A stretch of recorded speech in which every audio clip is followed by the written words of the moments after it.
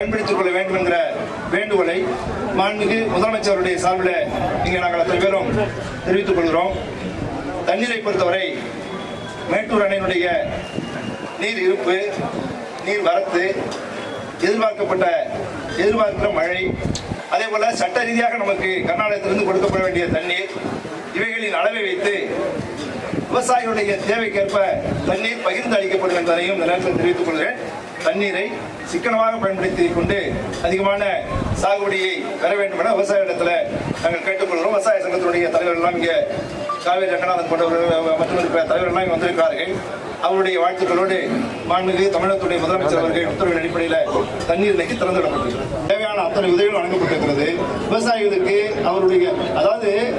விவசாயிகளுக்கு உழவுக்கு மானியம் வழங்கிய ஒரே அரசு மாண்புமிகு அம்மாவுடைய அரசு தான். உழவுக்கு மானியம் வழங்கினது இந்தியாவுடைய மாண்புமிகு அம்மாவுடைய அரசு தான். 436 கோடி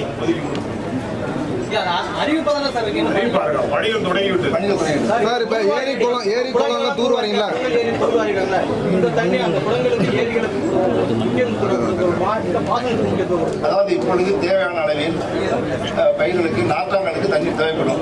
அந்த தண்ணீரை பயன்படுத்திக் கொண்டு மீதம் இருக்கிற தண்ணீரை குளங்கள், ஆறுகள், ஏரிகள் இவைகளை நிரப்பிக் கொள்வதற்கு மாவட்ட ஆட்சித்தலைவர்கள் ஆங்காங்கே அதுக்குரிய உத்தரவுகளை இருக்கிறார்கள். அதன் அடிப்படையில் விவசாயிகள் அதனுடைய பொதுமக்கள் அதை பயன்படுத்திக் கொள்வார் என்று தெரிவித்துக் கொள்கிறேன். கொஞ்சம் கைது